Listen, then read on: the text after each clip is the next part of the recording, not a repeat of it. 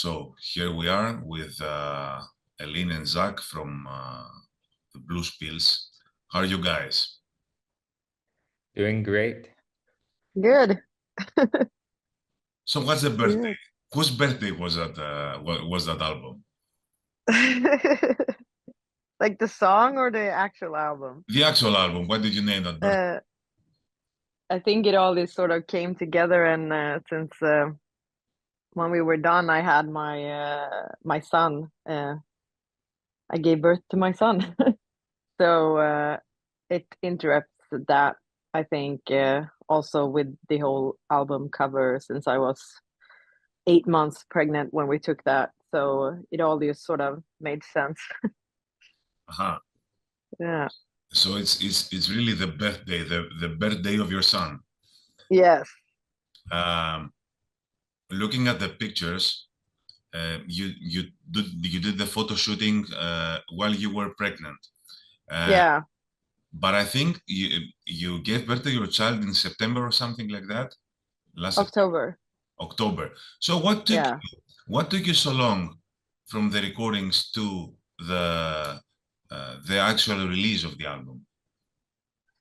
I mean, the thing is, we were supposed to go release it in, I think, in the beginning of this year, but since, I'm on parent leave, that just felt like a bit overwhelmed. So it was actually the label and the management that said that, to let me have some time off before it all rolls in.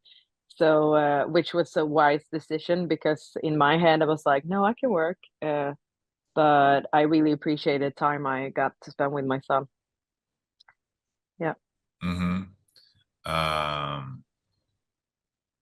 So again, for Elin, sorry, Zach, but we talk about pregnancy, and this is a women thing.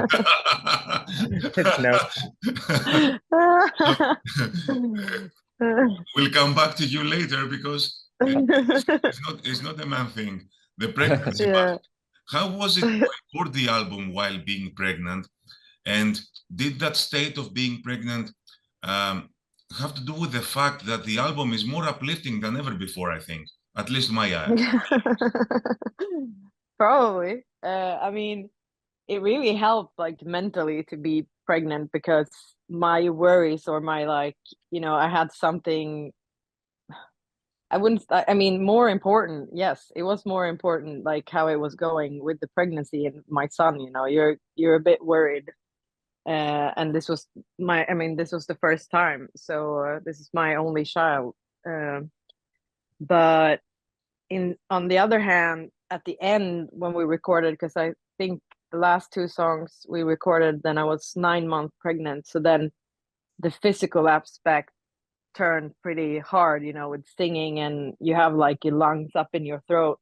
You barely can breathe. So that was more rough, I think. And also the voice changes a bit during pregnancy. But I think I managed to do okay. Yeah.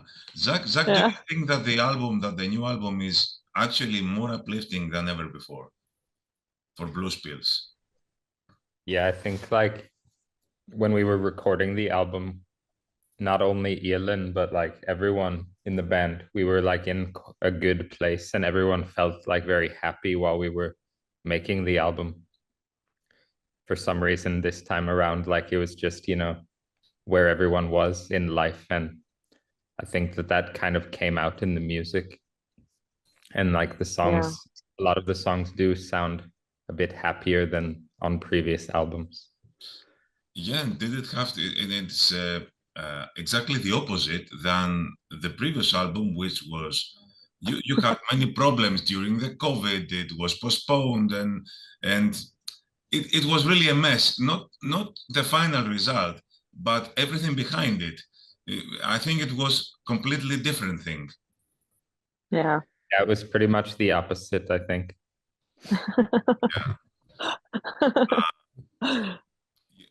You changed the record label this time, and you left the Nuclear Blast. What made you change your record label?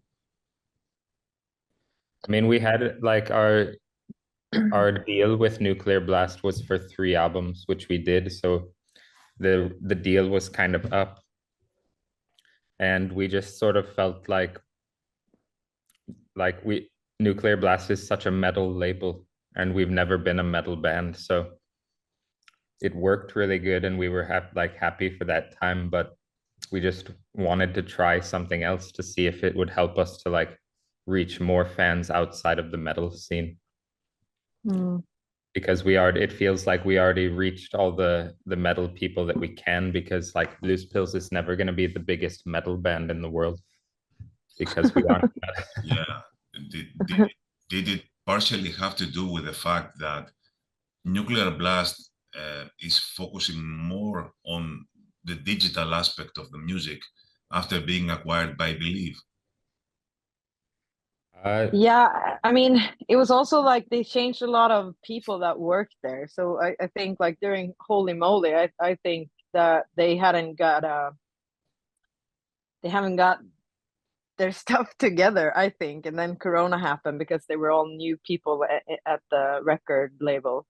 So I thought that was a bit worrying. And also, you know, with our new record, we actually work with the Andy Siri, who is the guy who sort of discovered our band. So he's like super metal. Yeah, So Andy is super metal, yeah, but yeah, did he take you to your new label? Yeah, yeah. he's I'm not exactly sure what his role is there, but he have a connection with BMG with Yeah. Throwdown. Yeah. So it's He's nice to sort of be, you know, with the Blues Pills Papa Yeah, again. and Yeah. and Andy knows how to help the bands that he believes in. Yeah, he's great. He's always doing that all these years that I know him. Yeah. Is it true that you shot the video for the song Piggy Black Ride with your cell phones? Is it a Yes. completely DIY video? That's it's recorded on it. Yes. What made you reach this decision? I mean, if all the bands do that, then many people will lose their jobs. The cameramen, Yeah. all these people that deal with video clips, they will do nothing because you will only shoot with your video. Well, Yeah. the thing is that we've done a handful of videos ourselves in the past, and some turn out good and some not so good. But like, I think just by trying to do it, you like learn each time. And I Yeah. think with Piggyback Ride, that was like one of the first times where we actually ourselves thought that it turned out good. So, Yeah. but it's also like we've had a bit of bad experiences, like no offense to anyone we've worked with, it's probably mostly our own fault, but like we've never really been that good at making music videos because none of us really have that personality that we feel super comfortable in front of a camera or like acting or anything like that. Yeah. And so like when we've paid a lot of money to have music videos made in the past, a lot of times we haven't really been happy with the result just because we're not happy with our own performance. Yeah. I mean, I think like Patrick, who we've been working on with, he lives in Gothenburg. He's doing a good job. He's always done a great job for us. But so that's also, and we recorded, I think, how many? 4 videos with him. So we also like, you know, learn a bit on set and stuff like that. So, which is, I mean, probably bad for the people that's in that business. But, and I mean, the budget wise, you know, you don't afford, like, if you want to have a music video for all the songs, then you have to like figure out a budget that works for you. And in our case, we, you know, didn't have much budget for videos and photos and so on. So we just had to do some stuff our own. Yeah, and Yeah. the modern approach is to release many singles before the release of the albums, much more Yeah. than you did in the In the beginning past, of Blues Pills. yeah. How do you see that approach of releasing? I mean, the new album is about to be released, and we have heard, and people have heard almost half the album already. Yeah. Yeah, it's crazy. But I guess I don't know. It's just how they do it now, I guess. I mean, it's very much you have to release new stuff all the time. Like what I feel is a bit worrying and troubling for myself is that you have to create all this like content videos, which is a bit annoying because it's just like very cringe sometimes. They want us, you know, to be posting on Instagram and things like almost every day, which it feels like impossible. Yeah. Yeah, and from the time that you don't feel so comfortable in front of a camera, even and your mobile yeah, and just camera.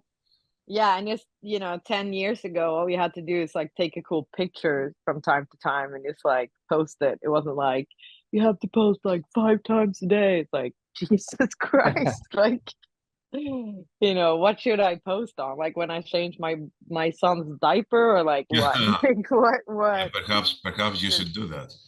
Yeah. Perhaps you should do that because you will run out of ideas. Yeah. It's crazy. You cannot. I mean, your job is to create content for musical content, not content for social media. Yeah. Yeah, so that's a little bit of a depressing part of the music business nowadays, to be honest. But yeah, I guess it will be much easier to do that when you are on the road, because all together, and you can shoot some stuff while on the road, which might be useful for you to use it in the future. And some stuff on your mobile phones that you can keep it in the future. Yeah. Elin, you mentioned taking a lot of criticism for being a woman in rock and roll. Mm-hmm. First of all, do you think that things have changed? I'm talking from the time that you started those pills and now, not in the 60s and the 70s. Okay. Yeah. How did you feel that you were criticized for being a woman in rock and roll? I think unfortunately, like a lot of males feel threatened by a woman that's doing her thing and have success, or have people that get inspired, or like actually feel like what I do is inspiring to other women, inspiring to other males, whatever genders. But I feel like and I also see other my colleagues, they also get like, we always get the hate, like way more hate and criticism, and we get judged for everything we do, and we have to be at least like twice as good as like the male musician or artist. I feel a lot of times, and also look good, like it's everything, which I think still is, like that's how it is. It's always going to be, I mean, every time we release something, or if I'm in the magazine or whatever, it's always going to be people that gonna hate on it, which is I can't change their minds, obviously, but so I mean, it sort of sucks. Yeah, but you can't hate. You can't do anything about it because hate is spread worldwide. I mean, hate is not just leading to you, just about women. I mean, people in the social media sections, comment sections, hate everybody else. So they hate everything. It's not it's not meant it's not for you, just for women. They hate everything. They simply hate everything. When you write something, they simply hate you for writing it, whoever it might be. However, how has that shaped your journey and your messages in your music? How's that criticism? I think when I was younger, like in the beginning of the band, it was devastating, you know, because then I was my early 20s, so you know, I didn't even know who I was. And then you have a bunch of people saying that everything you do is bad and you suck and hope. I mean, there's like a lot of people saying like very nasty things. Yeah. But so then that was sort of that sucked. So then I went to therapy. Yeah. And I started to focusing on, you know, my health and getting, you know, stop the, I mean, I don't like fully stop drinking, but I don't drink as much at all and don't do any drugs and was like working out. So then I became stronger. And every year I think, you know, to be in this business overall, you have to have, you know, thick skin on, you have to be thick skinned on, what do you say, like on the nose? Yeah. And I think every day that passed, I stopped care so much and become stronger and just like sort of focusing on what's important and not. But I see, like, you know, I also write to my colleagues that are also females and in the scene, and they also, you know, we always like, oh, here we go again now. Like, you know, it's always different for us to release stuff than what it is for male bands because all what they do is incredible. So it's sort of, yeah. But it's nice to have, like, you know, you have your group, you can I can always call someone and if I need to vent and be pissed about something and so on. But actually, like, these days I don't have time for that either. Like, I don't have time to waste my energy on people that are fucked up. Yeah. Yeah. Yeah. What was the most challenging song to write or record for this album, and why? Wow. You can tell me both. You can both tell me your opinions about that. Okay. I think I have to like look at the track list quick. I think that like, I mean, different song, there was a few songs, some songs just went like super easily and really fast. I think like one song that I remember, Like a Drug, that song is probably like the first song that we had the idea for, that we made a demo of it like a long time ago, maybe like 1 or 2 years before we started this album. But it was also the last song that we finished because we could never quite get it right, it felt like. Yeah. So I So would say that was, that was probably one of the most difficult because we kept trying and it felt like it didn't work and we weren't happy with it. But finally at the very end, it came together. yeah. Which I was like I Like a Drug. Like a Drug. Uh-huh. Yeah, and I finished the vocals on that one when I was 9 months pregnant. Yeah. So that was probably the hardest one for me too, and also like lyric wise. And I Yeah, you were mean, I like was so you were a week tired to, you were a week yeah. So in December. yeah, and you were like, let's have a vocal solo here. I'm like, sweet, let's do it. Can't barely breathe, but I think it turned out cool. It's also cool that we have, you know, the demo drums and like a lot of the like the bass, like the bass of that song is from like the demo, which I think is pretty cool as well. Yeah, because we tried to re-record it in the studio like we did all the other songs, but we could never really like recreate the feeling from the first demo. So the drums and the bass and possibly a bit more stuff, but for sure the drums and the bass are actually from the demo recording, and then we just like overdubbed everything on top of that. Yeah. How do you see AI's usage in invasion, let's say, in music? Have you experimented with this? I've never experimented, but I did have like recently someone showing me like one of these AI apps on there's like websites, I can't remember Yeah. the name right now, but like you basically like type in lyrics and it like creates a song. Yeah, I haven't used it, but I have heard few songs that are made by AI, and I mean, I think you can hear that Yeah, it's at not least human. at least I mean it is a bit like scary in a way that you hope that people won't just start like listening to AI music, but I just hope that there will always be a place where people want to feel like the human connection and the human element in the music. Yeah. But for sure, like at least right now, like what I heard, it wasn't like the songs were great. It was more like it was like hilarious to listen to.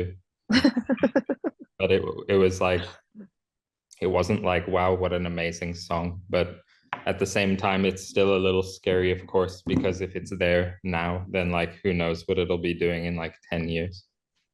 Yeah. 10 years is a lot of years. I mean, who can say that if you have a writer's block, let's say, and you turn to AI and get some ideas in a few years, in a couple of years' time, then I think that AI's these applications will be more perfect than they are now, and they will not be hilarious. Yeah, I know. Yeah. I mean, that for sure, I agree. That's the part that's like a bit scary is like how many people are going to be having like their whole album written by AI. Yeah, Yeah. they will not say it. They will not mention it. No. Probably. But I mean, that'd be more worried for if like I would be a producer, like, because then it feels like they probably do the producer's job, more, or I mean, not more, but I mean, they can't like an AI can't go on tour and they can't play live, so Yeah, that's gonna be a problem. that's gonna. Yeah. Yeah. Yeah. Uh, For now. Question for both of you. If you were to write a letter to your 12-year-old self, what would you write?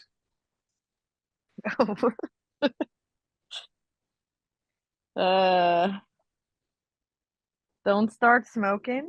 These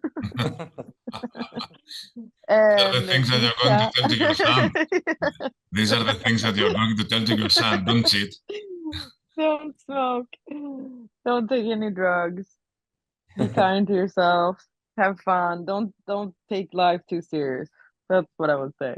Love and I think that's the biggest one is like love and good luck for the future, girl. don't take things too seriously, I think is like the most Yeah. important one. Like take drugs, but don't take life too serious. Take drugs and don't take life too serious. Yeah. So which are your future plans? I mean, I think you have a tour on October. Yeah. Yeah, we've got the tour for the album together with Daniel Romano, the band that will come on tour with us. And after that, we don't have anything announced yet. I know there's some things in the works, like, but nothing is, yeah, no Then public, also, yeah. nothing is like announced. So I guess we can't really say for sure if it's happening. But other than that, I mean, we want to just keep writing music and hopefully have another album like sooner than later. Yeah.